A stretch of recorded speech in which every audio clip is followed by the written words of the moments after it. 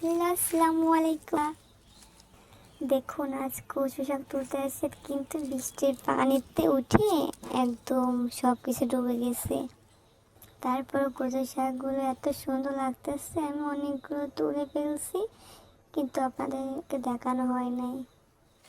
ধুয়ে নিছি, এখন ঝরানি দিয়ে রাখবো, তারপরে রান্না করব। এই দেখুন আমি ভাপে বসাই দেব প্রথমে সিদ্ধ করতে। আর তার আগে শুনে নিন, কচু শাক তুলতে অনেক কষ্ট হয়েছে, কাদা কুদা ভেঙে তারপর তুলতে হয়েছে।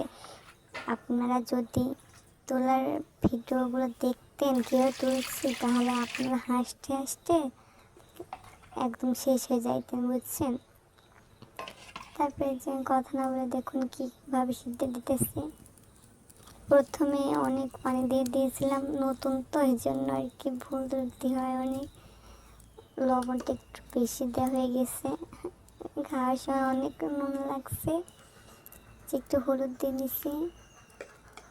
তারপর যে একটু উতল আসলে কচুরিগুলো দিয়ে দিব, কিন্তু খাইতে অনেক মজা লাগছিল। লাস্টে আমি একটু চিনি দিয়ে দিয়েছিলাম তেলে দেওয়ার সময়, এই জন্য ঢেকে দিচ্ছি। তারপরে দেখুন সিদ্ধ হয়ে গলে গেছে।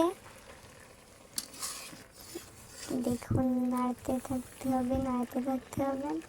ও শোনেন, চিংড়ি ছিল না, কারণ চিংড়ি দিয়েছিলাম না, মনে ছিল না, চিংড়ি ছিল না বললে ভুল হবে, মনে ছিল না দিতে। তারপরে যে পেঁয়াজগুলো ভালোভাবে টেলে নিয়েছি, তারপর কচু শাকগুলো ওর ভিতর দিয়ে দিয়েছি।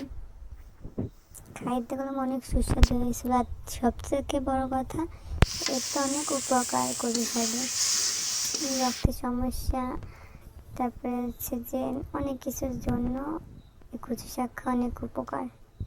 টাটা বন্ধু, আজকে এই পর্যন্তই।